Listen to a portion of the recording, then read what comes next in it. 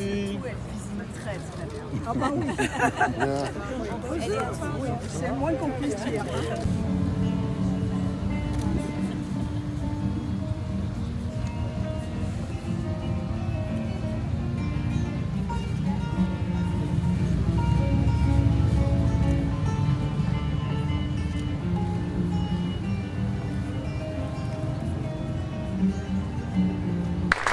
Madame Anne Hidalgo, maire de Paris. Monsieur le Premier ministre et président de la Fondation pour la mémoire de l'esclavage, cher Jean-Marc Ayrault, cher Simone Schwarz-Barth, très chers amis élus nombreux qui êtes ici présents, de Paris, de la région, mais aussi de Guadeloupe, chère Victoire, merci d'être là. Ce moment est un moment très, très important. Je veux aussi, bien sûr, remercier les artistes à travers qui Solitude a revécu aujourd'hui. Et bien sûr, Didier Audra, qui lui a donné corps, et nous allons le découvrir dans un instant. Vous avez parlé de l'histoire de Solitude, de comment elle est venue à nous, grâce à vous, grâce à la littérature. Grâce, vous l'avez dit, chère Simone, à votre mari et à vous, au travail que vous avez fait ensemble, mais à votre mari, vous l'avez dit, petit enfant juif qui était resté un petit enfant juif. Et dans cette histoire, qui est celle d'un petit enfant juif qui est resté un petit enfant juif, et d'une femme guadeloupéenne qui, à travers l'histoire et ce roman, a aussi retrouvé l'histoire qui est la sienne, vous nous avez livré, à nous toutes et à nous tous, en fait, une histoire universelle. Et ce que nous célébrons ce soir ici, c'est justement cette histoire universelle, que personne ne cherche à s'approprier, mais qui est en fait une histoire qui nous engage, toutes et tous. Permettez-moi surtout de revenir sur le sens de ce que nous faisons ici ce soir. Vous avez rappelé Solitude, ce qu'elle a enduré, la vie qu'elle a eue, le symbole qu'elle est devenue, ce symbole de toutes les femmes des Antilles, de toutes ces femmes qui ont connu dans leur chair l'histoire de l'esclavage, cette condition qui niait leur condition humaine, et en plus leur condition de femme dans la condition humaine. Mais aujourd'hui, nous sommes un jour de commémoration officielle sur la fin ou la lutte contre l'esclavage et la commémoration de la fin de l'esclavage et la commémoration de tous ces héros, de toutes ces héroïnes qui se sont soulevés ou qui n'ont pas pu se soulever et qui ont enduré la situation des esclaves. Et dans une journée de commémoration, et notre pays connaît beaucoup de commémorations, il est des actes très officiels où nous pouvons nous retrouver et parler de la commémoration avec des mots distanciés, avec les mots distanciés qui sont ceux de l'histoire et ceux des actes officiels. Mais il y a aussi une autre façon de commémorer. Et je crois que c'est ce que nous sommes en train de faire ici. Pour moi, commémorer, c'est bien sûr faire de l'histoire et de la mémoire une langue vivante.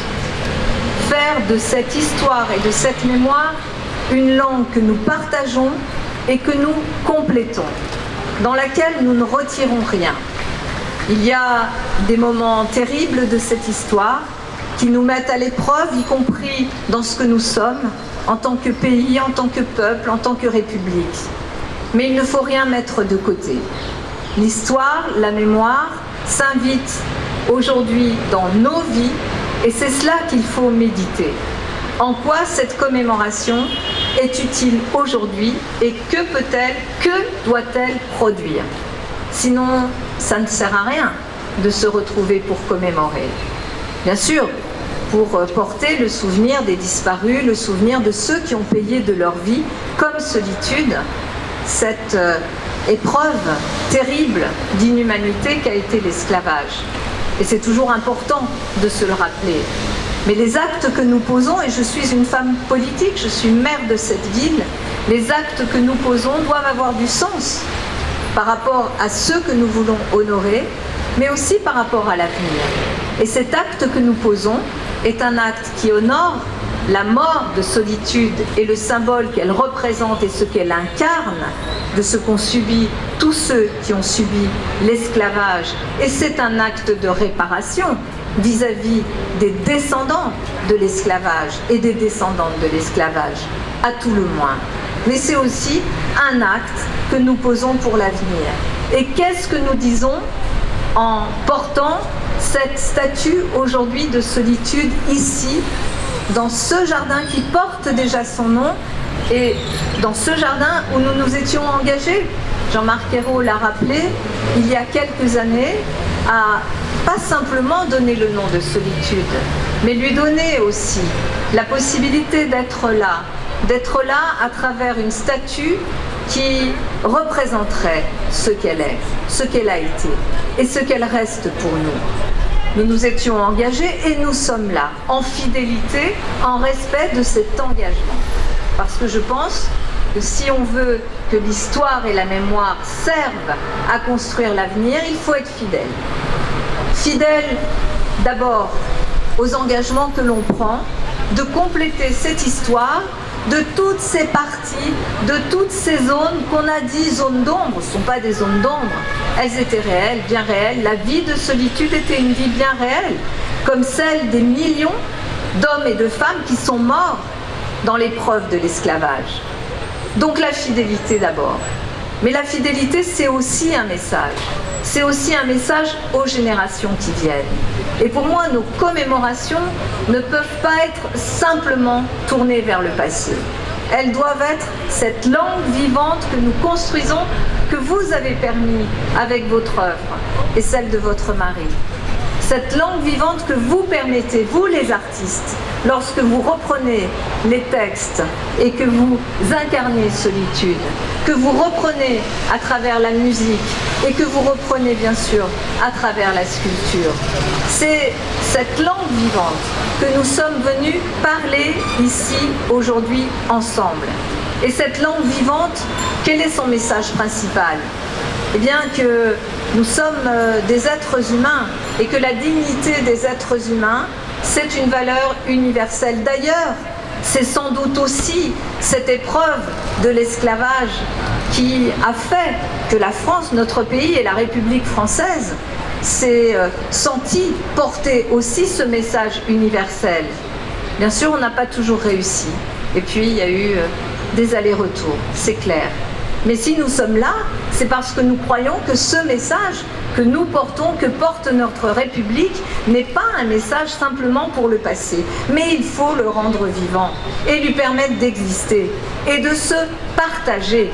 Partager la condition humaine, partager cette condition qui est le propre de chacune, de chacun d'entre nous, qui fait que nous sommes des êtres de chair, de sang, que nous avons des vies, des histoires, que chacune de ces histoires et de ces vies sont respectables et que le respect de la vie humaine doit dépasser tout le reste.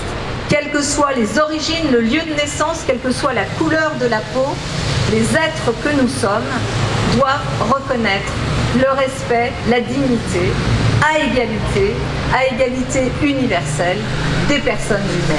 C'est ça que nous faisons ici aujourd'hui.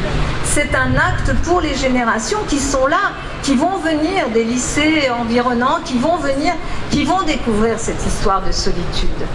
Il se trouve que l'histoire de Solitude, je l'ai rencontrée très précisément en 2002. Cette histoire, j'ai eu à la connaître lorsque toute jeune élue à Paris, j'ai été en charge de l'organisation du 1er 8 mars dans la capitale, parce que nous voulions célébrer la place des femmes, ce qu'elles ont apporté à l'histoire dans notre capitale. Ça ne s'était jamais fait.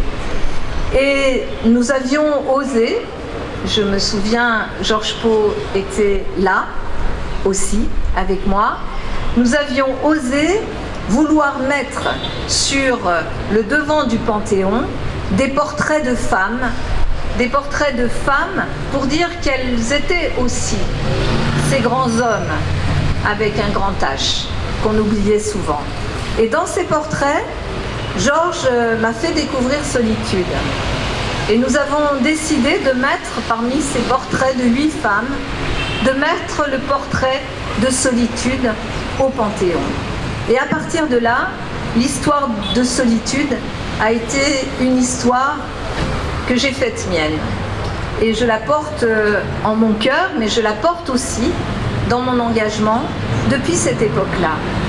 Et nous retrouver aujourd'hui avec cette statue de Solitude ici, c'est aussi reconnaître la part de ce qu'elle nous fait comprendre de notre humanité, mais aussi aux femmes, à la fois de leur force, de leur sacrifice permanent, du fait qu'elles sont toujours les grandes oubliées de l'histoire, toujours les grandes oubliées de l'histoire. Et vous avez permis de faire en sorte que Solitude ne soit plus une oubliée de l'histoire. Et pour quel message? Le plus beau des messages. Ce message, oui, qui était sa devise, de vivre libre ou mourir. Le plus beau des messages. Le plus beau des messages qui, dans le temps qui est le nôtre aujourd'hui, doit nous interpeller. Pourquoi, dans le temps qui est le nôtre aujourd'hui, on assiste à nouveau à ce négationnisme débridé? On assiste à nouveau à cette volonté de distinguer selon les origines, les couleurs, les religions. Pourquoi, dans ce moment très troublé que nous vivons, dans ce moment de grande fragilité de nos démocraties, pourquoi en sommes-nous là? C'est aussi l'interrogation que pose Solitude aujourd'hui, ici, à Paris. Et cette interrogation, évidemment qu'aucun d'entre nous ici n'a de solution. Mais simplement s'interroger, ouvrir son cœur, ouvrir aussi son âme, sa pensée, sa réflexion, pour, en regardant Solitude, s'interroger sur ce que nous faisons du sacrifice qui a été le sien et du sacrifice de ces millions de femmes et d'hommes qui ont péri dans l'esclavage, c'est aussi ce que nous lui devons.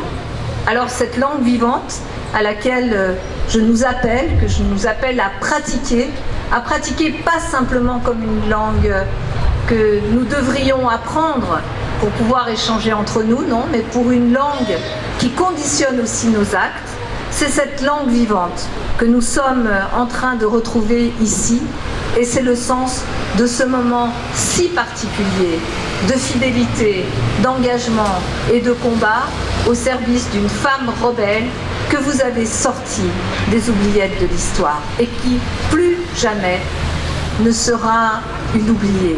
Plus que jamais, elle sera là et nous la regarderons, et avec notre conscience, nous nous demanderons si ce que nous faisons sert l'avenir, sert l'humanité, sert ce combat pour l'égalité, pour la lutte contre le racisme, tous les racismes, et pour la dignité humaine.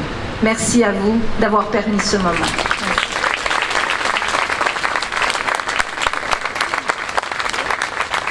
Mesdames, Messieurs, nous allons à présent procéder au dévoilement de la statue Solitude.